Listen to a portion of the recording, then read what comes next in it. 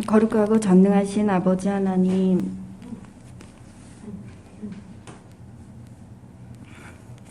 주님의 말씀을 듣게 하시고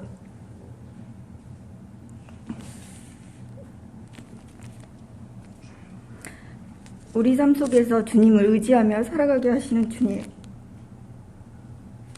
사랑과 은혜를 감사를 드립니다. 주님, 선지자 요나를 통하여 회개의 기도를 드립니다. 여호와의 명령에 순종하지 않고 여호와의 얼굴을 피하고 배 밑에서 잠든 요나, 내 영혼이 피곤할 때 기도하고 하룻밤에 말라버린 박넝쿨의 괴로움을 면하며 기뻐하고 좌우를 분별하지 못하는 이웃을 사랑하지 못했던 어리석은 우리의 모습을 보았습니다. 주님, 회개합니다. 부모님에게 기쁨이 되지 못하고 근심을 드렸고, 부부와 형제 간에는 배려하지 못하고 이기적이었으며, 자녀에게는 성경 말씀보다 세상 지식으로 가르쳤습니다. 하나님 앞에서는 경외함과 두려움이 없이 내 자신을 높이는 교만함이 가득했던 자신을 보았습니다. 용서하여 주옵소서. 내가 다시 만난 주님은 악한 길에서 돌이켜 회개하라. 사랑은 받는 것이 아니라 주는 것이라고 하십니다. 항상 감사하라 말씀하십니다. 영적인 분별력을 주시고 선하게 바른 길을 설 수 있도록 치료하여 주시는 예수님께 감사드립니다. 함께하는 교회를 사랑하시는 주님, 개인 중심이 아니라 함께하며 주님을 사랑하고 찬양하는 교회로 지켜주실 줄 믿습니다. 모든 것을 감사하며 우리와 함께 동행하여 주시는 예수님의 이름으로 기도드렸습니다. 아멘. 그가 서서 이스라엘 군대를 향하여 외쳐 이르되 너희가 어찌하여 나와서 전열을 벌였느냐. 나는 브레셋 사람이 아니며 너희는 사울의 신복이 아니냐. 너희는 한 사람을 택하여 내게로 내려보내라. 그가 나와 싸워서 나를 죽이면 우리가 너희의 종이 되겠고 만일 내가 이겨 그를 죽이면 너희가 우리의 종이 되어 우리를 섬길 것이니라. 그 블레셋 사람이 또 이르되 내가 오늘 이스라엘의 군대를 모욕하였으니 사람을 보내어 나와 더불어 싸우게 하라 한지라.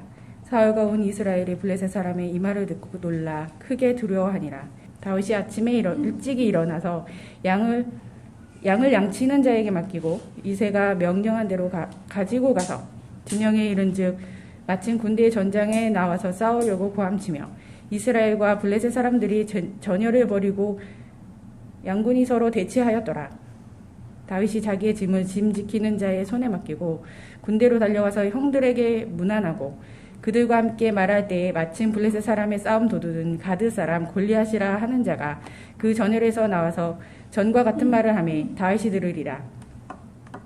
이스라엘 모든 사람이 그 사람을 보고 심히 두려워하여 그 앞에 도망하여 이스라엘 사람들이 이르되 너희가 이 올라온 사람을 보았느냐. 참으로 이스라엘을 모욕하러 왔도다. 그를 죽이는 사람은 왕이 많은 재물을 보유하게 하고 그의 딸을 그에게 주고 그 아버지의 집을 이스라엘 중에서 세금을 면제하게 하시니라. 다윗이 곁에 있는 사람들에게 말하여 이르되 이 사람을 죽여 이스라엘의 치우고 제거하는 사람에게는 어떠한 대우를 하겠느냐.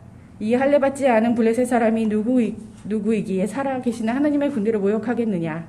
백성이 전과 같이 말하여 이르되 그를 죽이는 사람에게는 이러이러하게 하시라 하니라.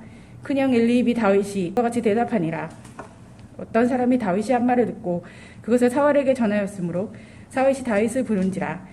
다윗이 사울에게 말하되 그로 말미암아 사람이 낙담하지 말 것이라. 주의 종이 가서 저 블레셋 사람과 싸우리다 하니 사울이 다윗에게 이르되 내가 가서 저 블레셋 사람과 싸울 수 없으리니 너는 소년이요 그는 어려서부터 용사의 임이라.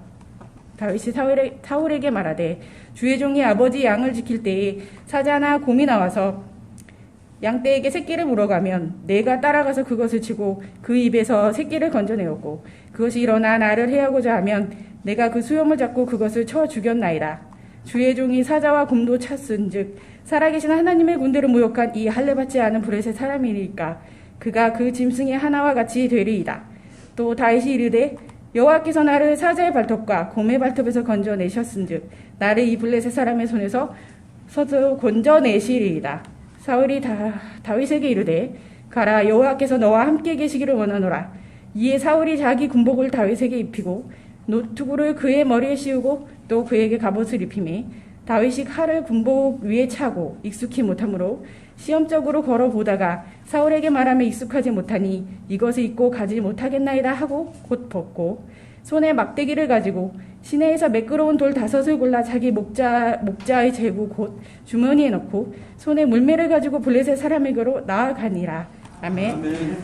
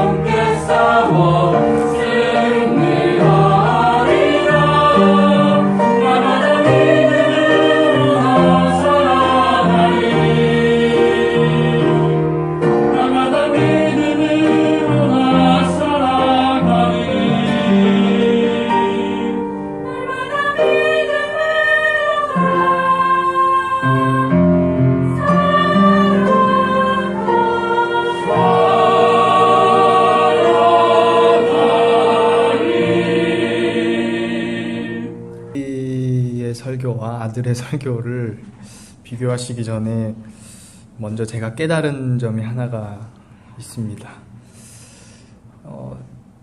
장신대를 다니면은 이제 3학년 때 설교 실습이라는 그런 과목이 있어서 거기서 설교를 한번 하게 되는데요.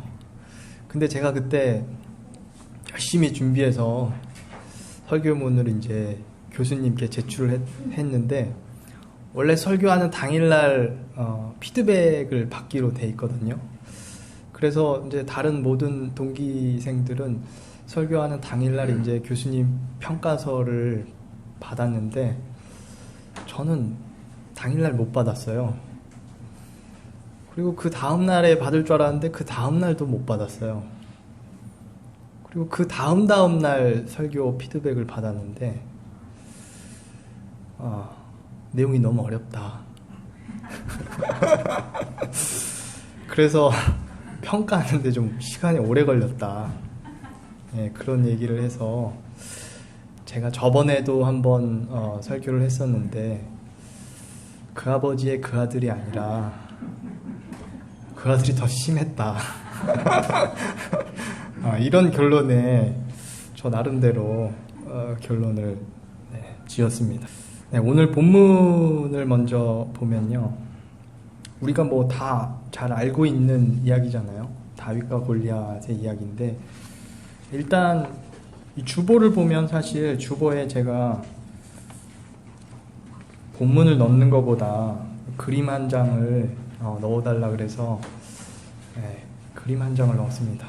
사실 이 그림 설명을 설교하는 후반부에 설교를 한 후반부에 그림 설명을 하려고 했는데 제가 느낌상 제가 준비한 대로 그 스토리가 흐르지 않고 중간에 시간이 모자랄 것 같아서 미리 그림을 먼저 한번 보면은, 이 그림이 르네 마그리트라는 유명한 초현실주의 화가의 그림인데 그 들판으로라는 그런 제목일 거예요.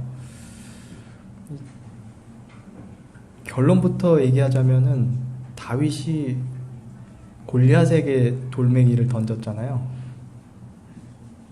근데 이 그림을 보면은 돌멩이를 어디다 던졌냐면은 창문에다가 던진 거예요.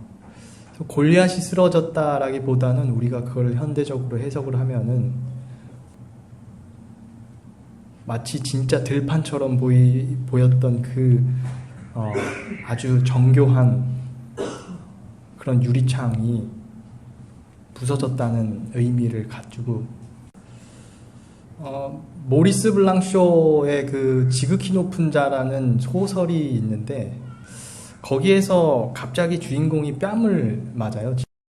뺨을 맞자마자 우리도 이제 저도 생각을 해보니까 만약에 지나가다가 누군가가 느닷없이 내 뺨을 때리면 나는 어떻게 반응을 할까, 이런 생각을 해보면 그 반응이 굉장히 뻔해요.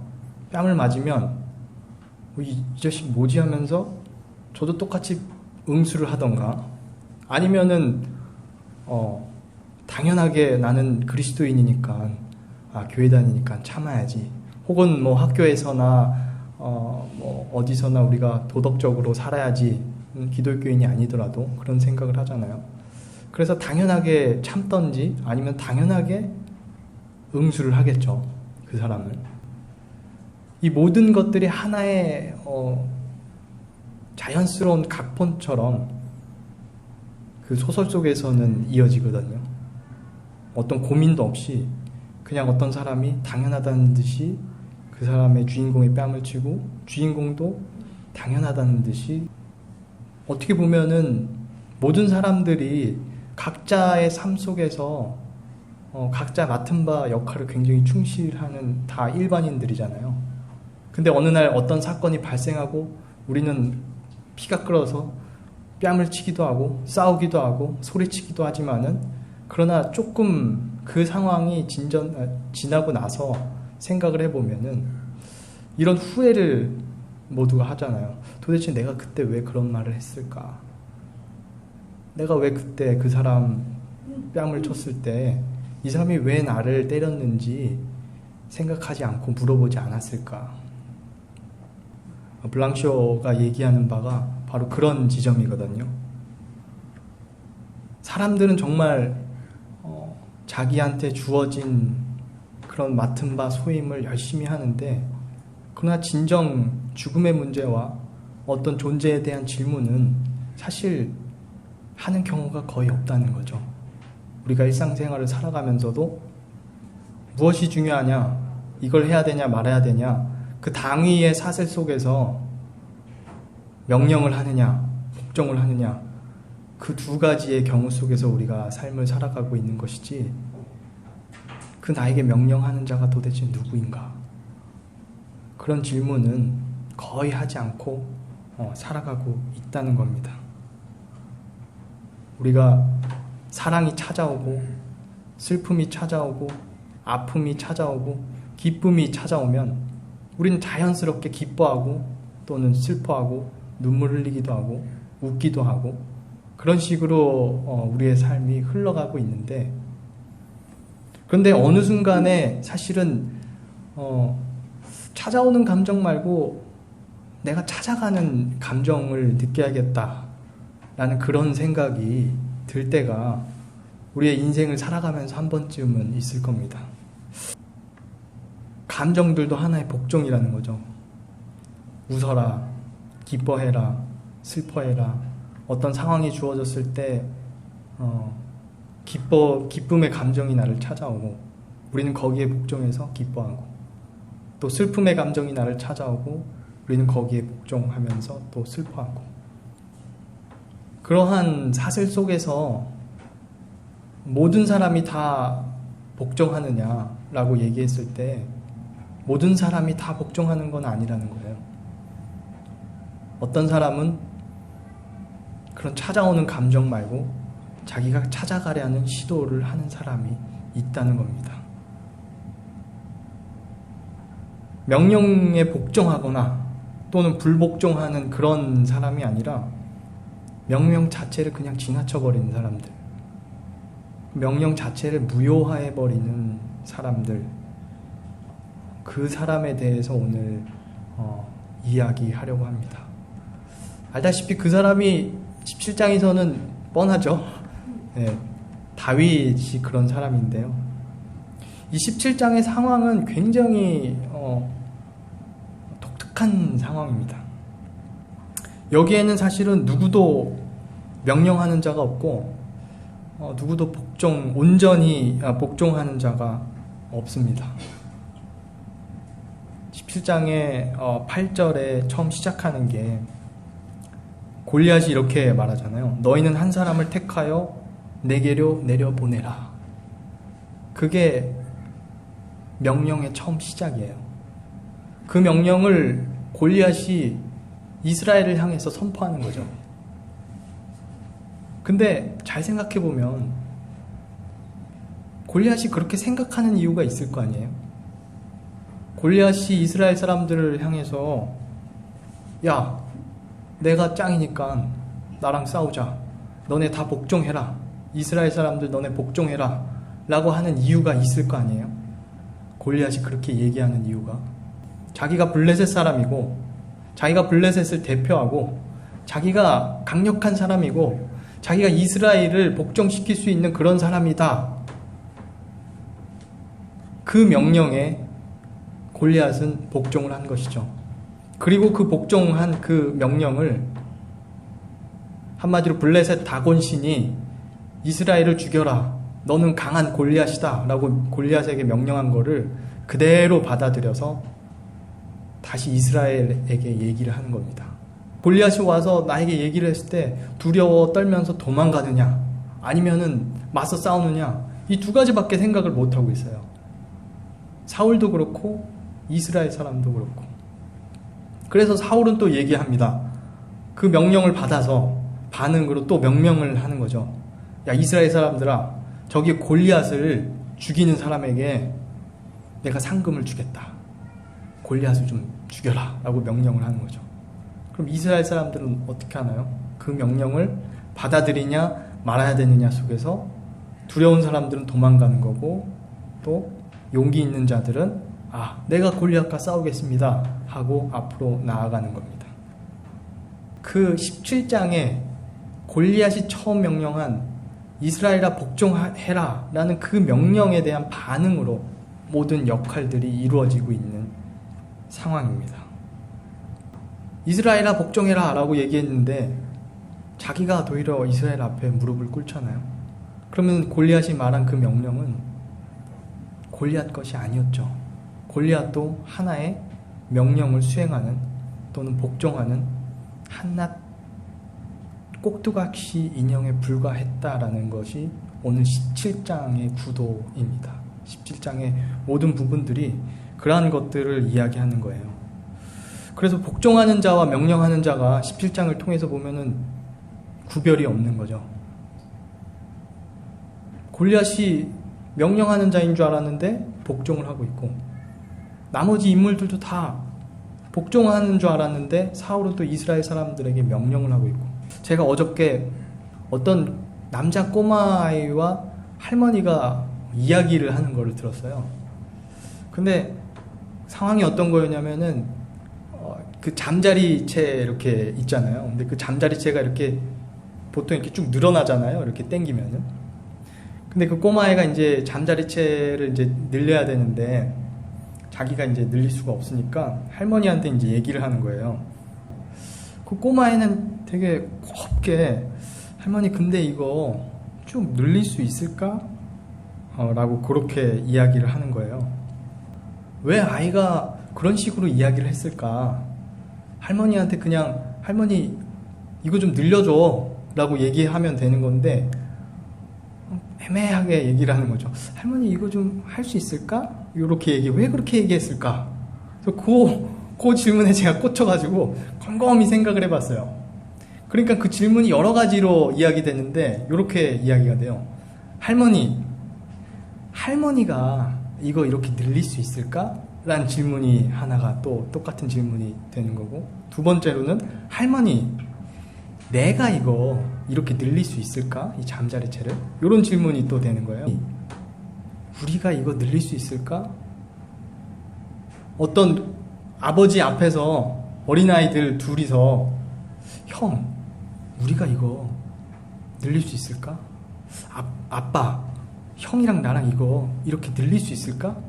마치 이런 형태의 질문처럼 사실은 그 질문이 오묘한 질문이 나온 거거든요. 그렇다면 아이는 우리가 이걸 늘릴 수 있을까를 했을 때 그 누구인지 모르는 그 누구는 누구냐면 사실은 규칙이라는 거죠. 우리가 정한 규칙.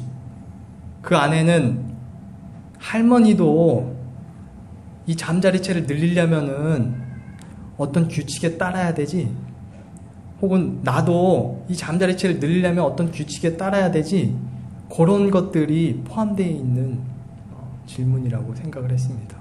말을 배우는 단계는 사실 명령이거든요. 엄마가 또는 아빠가 아이한테 뭐 합리적인 이유를 가지고 언어를 가르쳐 주는 게 아니라 처음에는 하면 안 돼, 이거 먹어, 이거 먹지 마, 이거 뭐 하면 안 돼, 그런 명령의 형태로 사실은 언어를 배우거든요. 그래서 우리가 사실 배웠던, 우리가 쓰는 이 말이라는 것 자체가 하나의 명령이라고 볼 수도 있는데, 근데 주아한테 어느 날 그렇게 명령을 하다가 그 아이가 이제 조금 크면은 어떤 사태가 벌어지냐면 반대의 역전이 되는 사태가 벌어집니다. 할머니한테 또는 할아버지한테 이제 명령을 하기 시작하죠. 그러니까 사실 잠자리채를 늘려달라는 그 아이의 말 속에는 너도 명령을 지키는 사람이잖아 라는 것이 포함되어 있는 거예요. 엄마의 말을 잘 듣는 어린아이가 된 것처럼 아이가 그렇게 얘기하는 순간 할머니가 아이의 말을 잘 듣고 이 잠자리채를 쫙 늘려줘요.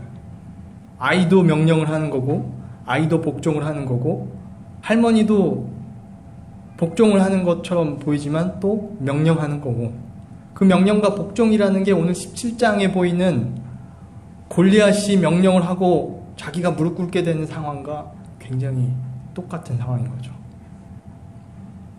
우리의 사회라는 게 사실 어떻게 보면은 그러한 사회 속에서 살고 있는 것이죠. 명령과 복종이 겹쳐져 있는 그런 사회. 그런데 오늘 다윗은 그런 모습을 보이지 않고 있다는 것입니다. 17절에 보면은 볶음국식 한 에바와 떡 10덩이를 가지고 내 형들한테 주고, 그리고 치즈 10덩이를 천부장에게 주고 내 형들의 안부를 살피고 그에 대한 증표를 가져오라 라고 다윗의 아버지가 다윗에게 이야기를 하거든요. 근데 다윗이 그 명령을 온전하게 지켰나요? 22절에 보면은 다윗이 자기의 짐 지키는 자의 손에 맡기고, 아버지가 얘기했으면은 형들한테 가서 그 식량을 형들한테 전해주는 게 아니라 갑자기 다윗이 자기의 짐 지키는 자한테 그냥 맡겨버려요. 그럼 명령을 이거를 복종한 건가요? 복종하지 않은 건가요? 온전하게 복종한 것도 아니고 그렇다고 안 복종한 것도 아니에요. 아버지 나 이거 안 해. 몰라. 이러고 간 거 아니에요. 그 전투하고 있는 그 병사에게 짐을 맡긴 거죠. 그럼 병사가 알아서 배분을 하든지 할 거 아니에요. 그리고 그 순간에 어떤 이야기가 들려오냐면 골리앗의 목소리가 다윗의 귀에 들려오는 거예요. 자신 있는 놈 나와라. 이스라엘 중에 자신 있는 놈 나와서 나랑 싸우자. 라는 그런 이야기를 하죠. 그리고 그때 또 사울의 명령이 다윗한테 들려옵니다. 사울의 명령은 뭐였죠?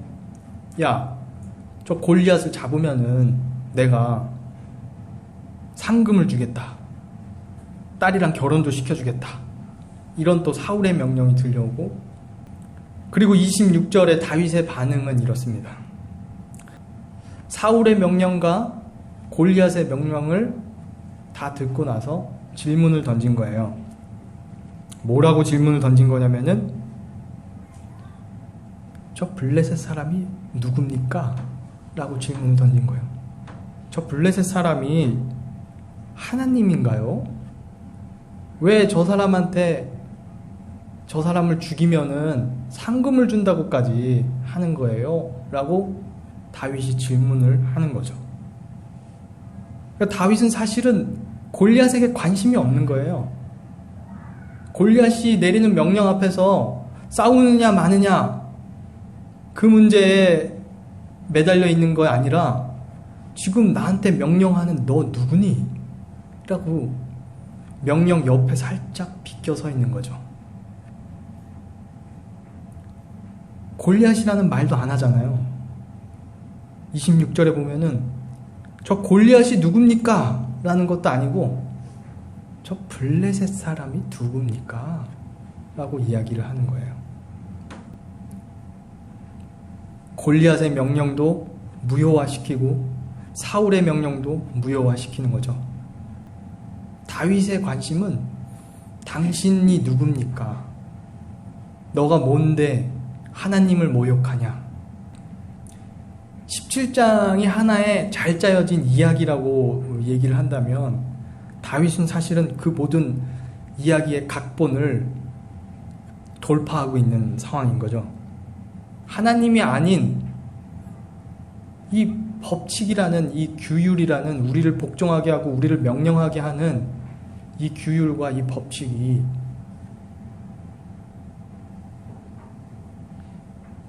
무너져 내려야 된다는 거죠. 그래서 다윗이 돌을 던지는 겁니다. 거대한 투구를 쓰고 사울이 다윗에게 자기의 갑옷을 입으라고 주잖아요. 근데 다윗은 이미 17장의 이야기 밖에 서 있는 사람이기 때문에 사울이 주는 갑옷과 투구를 받지 않죠. 그것 또한 사람들의 법칙이나 명령이기 때문에, 그렇기 때문에 다윗에게 필요한 거는 반반한 돌 하나만 있어도 충분한 거죠. 그래서 다윗은 던지는 겁니다. 골리앗을 향해 던지는 겁니다. 그러면 어떻게 되냐면 오늘 주보에 나온 그림처럼 우리의 삶을 좌지우지하는 것 같았던 그 세상을 바라보는 유리창이 깨지는 거죠. 근데 이 르네 마그리트의 그림을 다시 보면은, 자세히 보면은 유리 조각에 그림이 이렇게 있는데 그 그림들이 진짜 세상이랑 달라 보이나요? 같아 보이나요? 거의 같아 보여요. 하나님의 명령을 보지 않는 이 상황 속에서 이것들을 내가 깨부셔야겠다. 그리고 돌을 던져서 이 유리창을 다 깨버렸는데, 근데 유리창 밖에 있는 진짜 세상과 사실 우리가 보고 있던 그 가짜 세상이 크게 차이가 나지 않는 거죠. 이 그림을 통해서 보면은.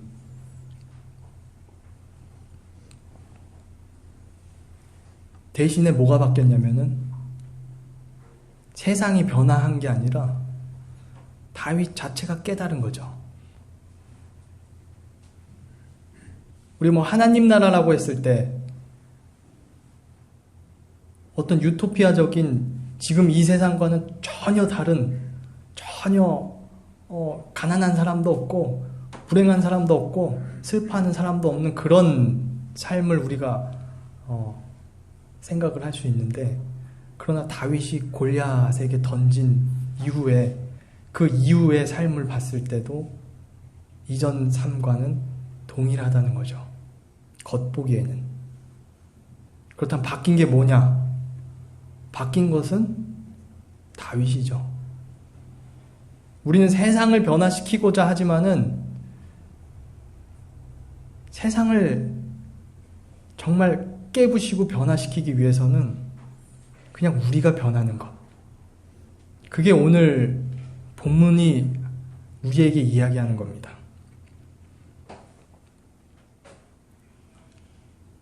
산에 오르는 이유가 뭡니까? 라고 했을 때 앞에 산이 있기 때문에 산에 오릅니다.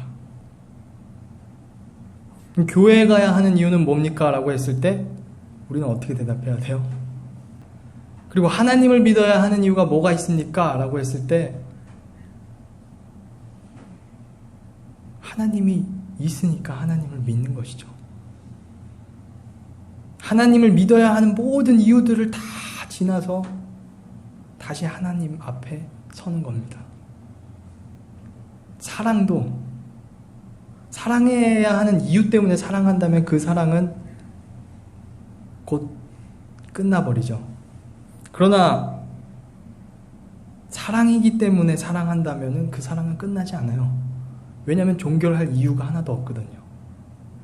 사랑해야 되는 모든 이유를 지나서 다시 사랑 앞에 서는 것.